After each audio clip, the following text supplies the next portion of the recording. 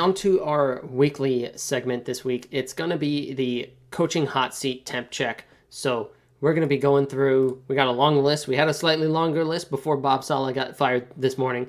But we're going to be going through a pretty long list, and we're going to be grading them on a scale of like burning hot, get them off the coaching staff, to they're pretty safe. We agree with them still being on the team, moving forward despite whatever issues may have brought them onto our list today. So we're gonna kick this off with the 1-4 Dave Canales led Panthers. This one we were both pretty high on, I think, coming into the year. Bryce Young's bench, they moved on to Andy Dalton. Dalton's 1-1. Where do you feel that they are landing on this scale here? Yeah, so for those of you that I can't obviously tell, there's a scale above us. There's 5 different colors. Red is the seat is burning hot. It's melting almost. That's where Robert Saleh would have been the second he walked into the building this morning. I think that if he hadn't gotten fired, I probably would have put him somewhere around the middle, where it's like, yeah, he's not doing great, but I don't know. Jets defense is always all right, and he's a defensive coach. So, anywho, I would put him somewhere around this like second tier orange range, because in my opinion of him, he was the quarterback whisperer. That's why he got so popular so fast. He resurrected Geno Smith's career. He then resurrected Baker Mayfield's career. They brought him in to resurrect Bryce Young's career. Bryce Young only had the one bad year, but their offensive line has played great, and Bryce Young did not.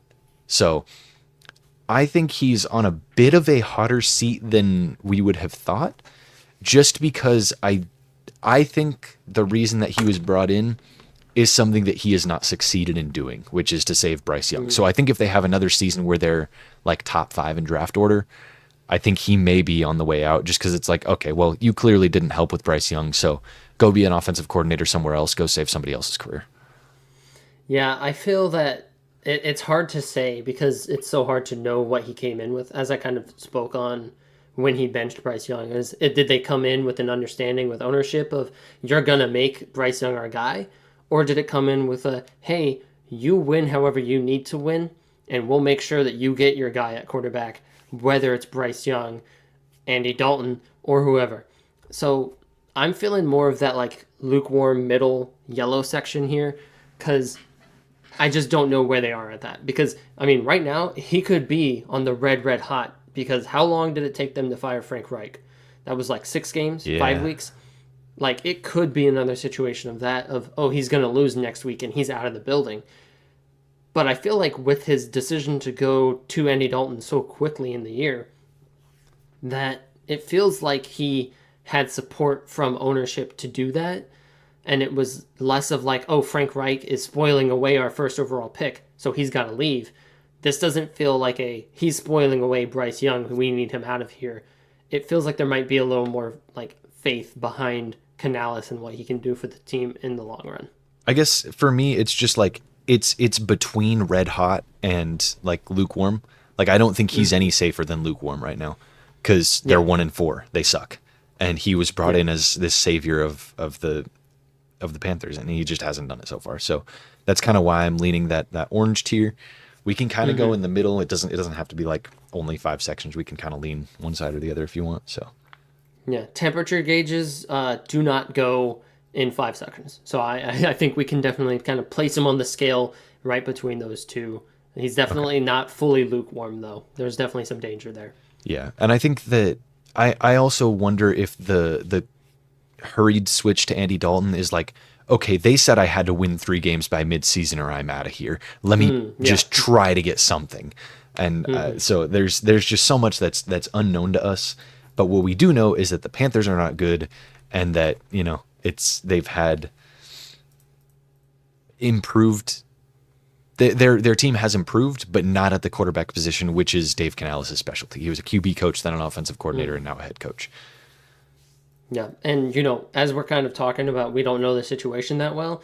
If you're a Panthers fan, get in the comments, let us know the situation, and we'll go ahead and we'll reply with a more refined opinion on where he should land. But right now, we're not in the weeds of the Panthers reporting rooms particularly. But you want to lead us off into this next one?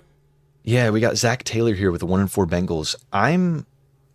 Again, we're not in the buildings. It's hard to say if he's on the hot seat or not, but he's an offensive head coach. Their offense is cooking.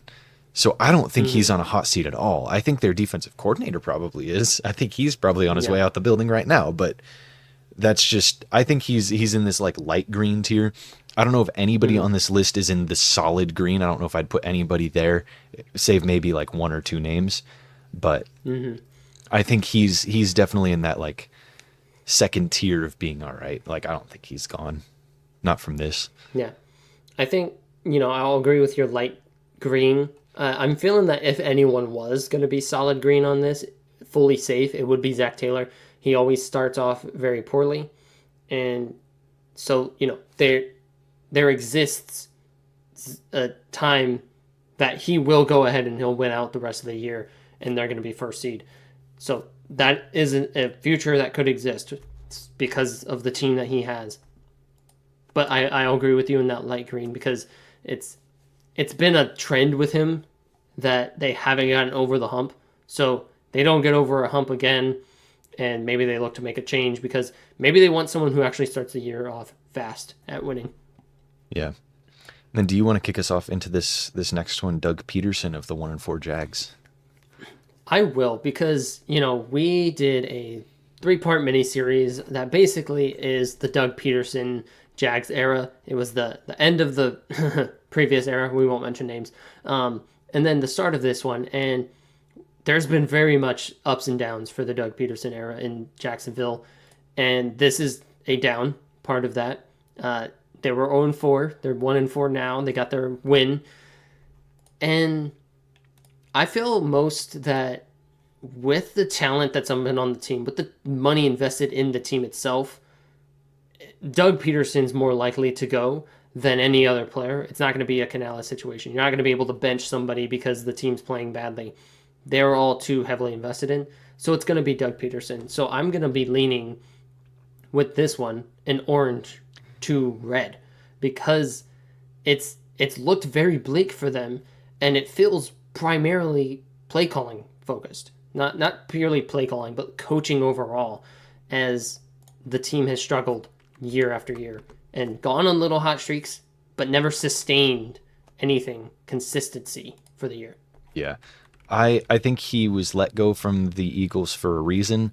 I've got him in the red, like far in the red. Like I think he may be fired next week. I think that's a possibility that they may see, oh, the Jets got rid of their guy already. All right, our turn. And they kick him out the building. I think if they lose this week, it's a real possibility. I think if they go, 1-5 to start the year, I think that's a real thing that could happen. But I'm definitely leaning far left side of this graph. Red hot, burning up. He's in hell right now. He is in Florida, but you want to go ahead and kick us off with this? Are we going to agree on a spot for him? I have him orange to red. You want him very red. We'll put him in red. That's the comp. Yep. And then this I think is the guy that I think is safest on this list. The 1-4 Rams with Sean McVay. This is just a rough, injury-ridden start. Also sans Aaron Donald, because of retirement. Mm-hmm. So I don't think he's on the hot seat at all. I think he's as far in the green as you can get. He's the reverse Doug Peterson, for sure. He's where you had him before, way over there. Just flip him. Sean McVay is going to leave the Rams when he retires. I don't think he leaves any sooner because before injuries, the Rams offense was kind of cooking. And even with injuries, they've kind of stayed in these games that I don't think they expected to stay in. Yeah. Especially against teams that are way more healthy at very crucial positions than they are. Yeah. All right. Next one is Gerard Mayo, 1-4 Patriots. Obviously my team. I want to hear what you have to say, and then I'll give my thoughts on the matter.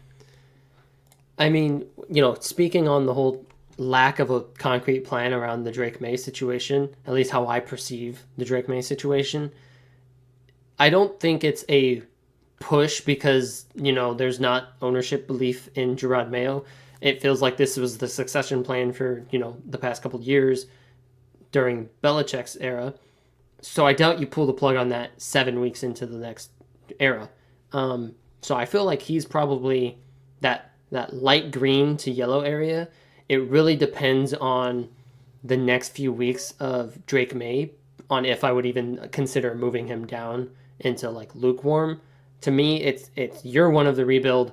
He's going to be in light green. I understand that they have a bad record, but this was expected.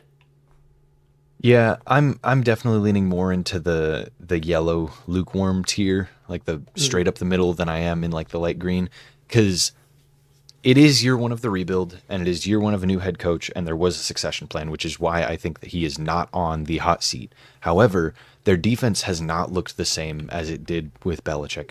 So clearly he is not Belichick, and the hope was that he could at least keep the defense afloat, and he hasn't even really been able to do that super well. It obviously sucks that I think they used one draft pick this past year on a defensive player. So they didn't add too much to the defense, and they've had some injuries kind of roaming around in there. So it's kind of tough to say that he's on the hot seat at all because of the succession plan and because obviously it's a big rebuild. So I don't think he gets fired this year, but I do think that he is more on a hot seat than a safe space, if that makes sense.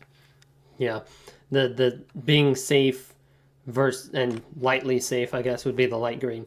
But yeah, I can understand that perspective that he's closer to being fired than he is to getting an extension. Yeah. If he was once up we for see extension success, at I the think end he'll of the get an year, extension, but yeah, I'll agree yeah. with that lukewarm pick then. Yeah.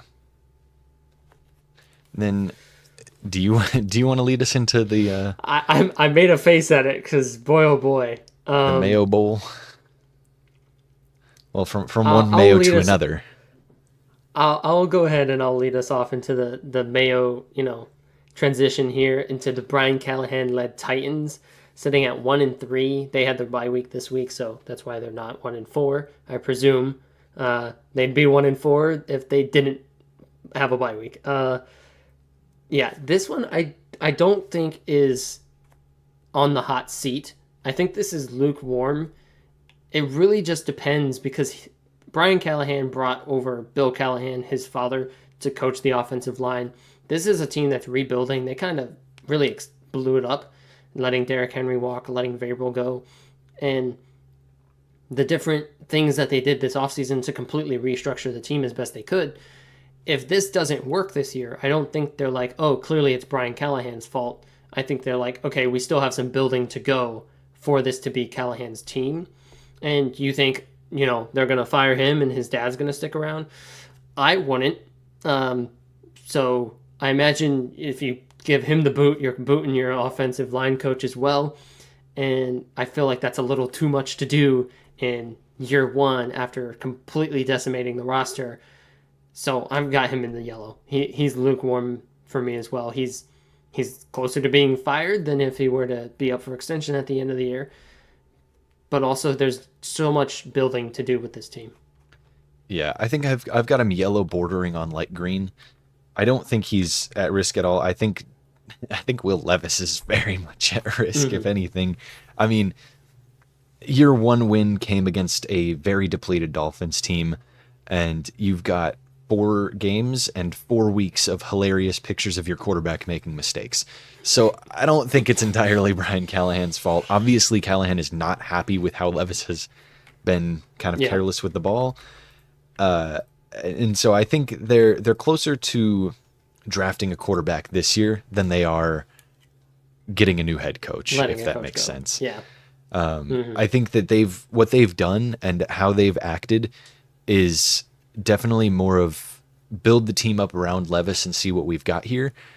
And they see what they've got and they're not happy with it because they brought in some older veteran proven receivers in Calvin Ridley, DeAndre Hopkins. They brought in Tony Pollard, who's a decent running back, probably better than anybody on the Cowboys roster right now. And their defense is doing all right.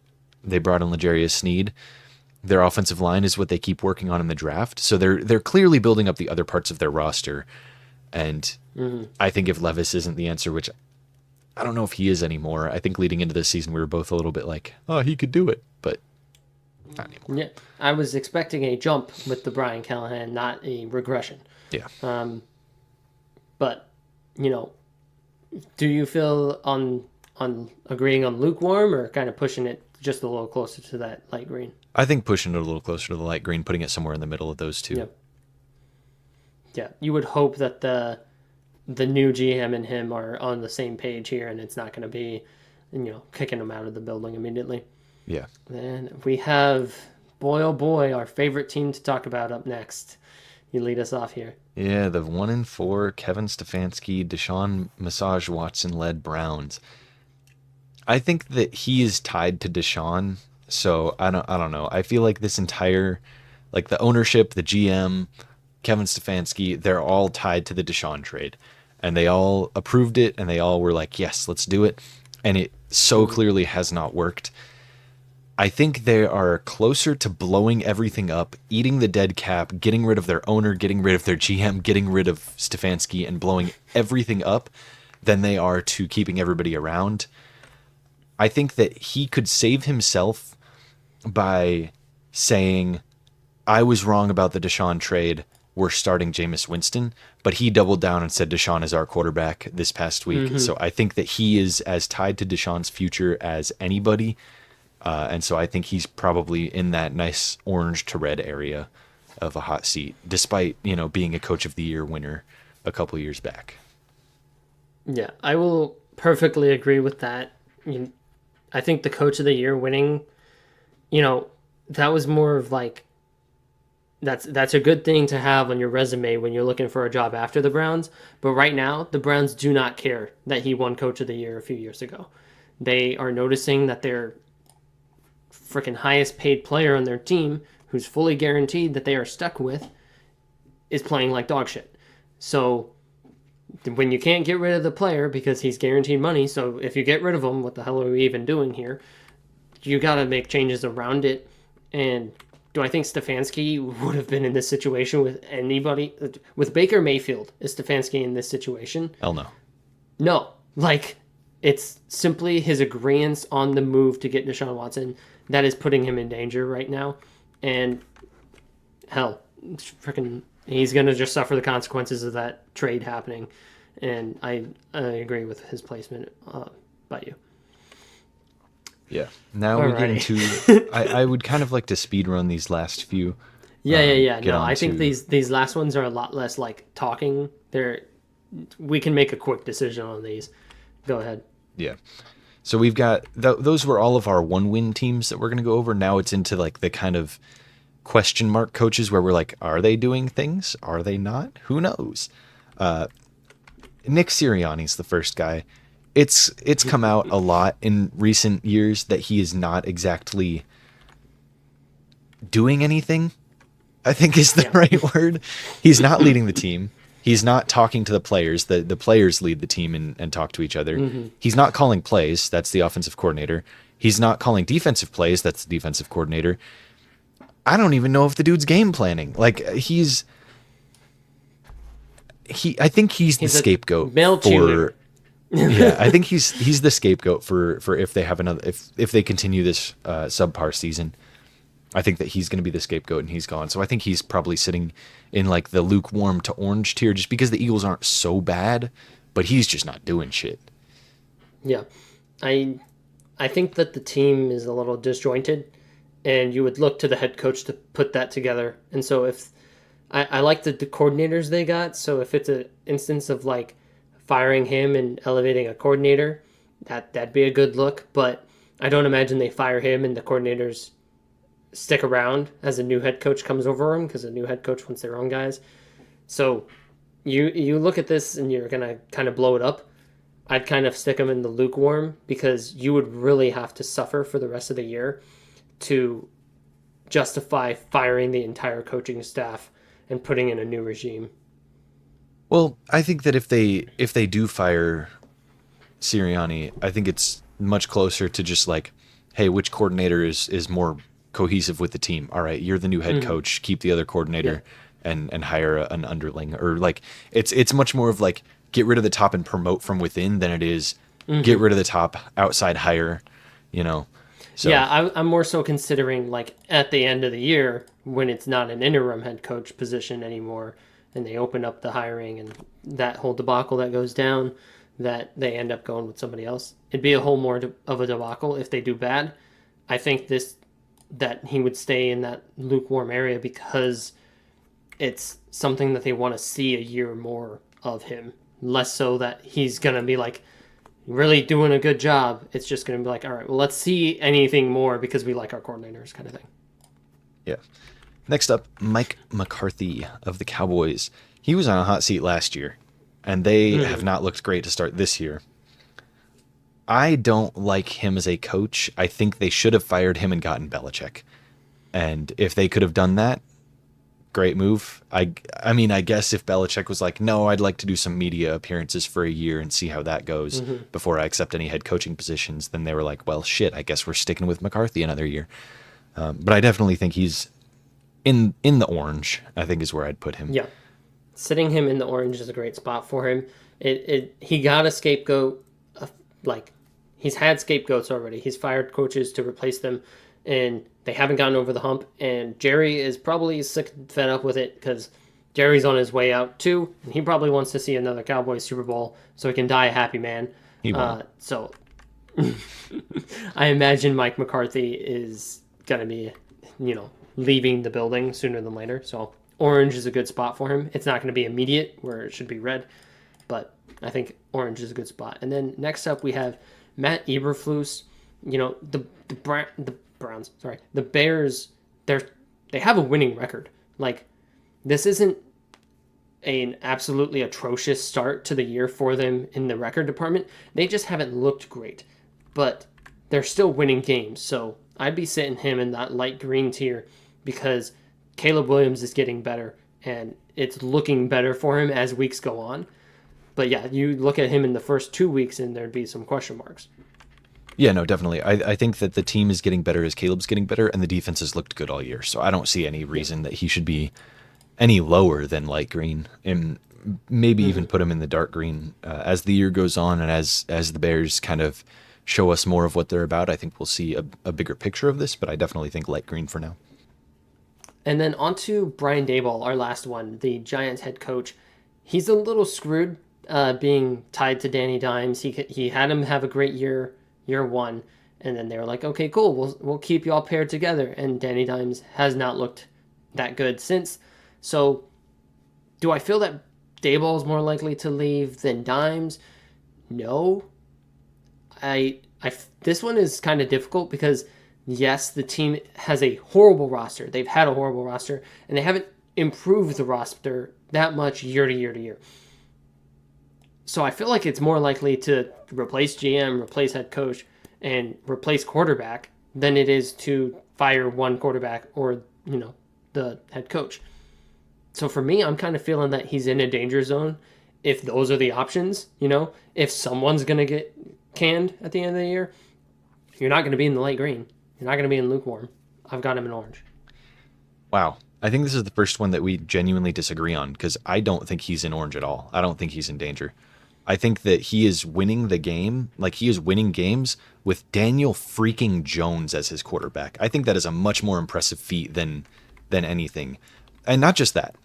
Daniel Jones as his quarterback, Devin Singletary as his RB1, and Wan'Dale Robinson as his wide receiver 1 this past week and wide receiver 2 every other week. Like, this is not a good team, and he's pulling out wins. And the pieces that have been put around, like, that they've taken, it was Evan Neal, who sucks.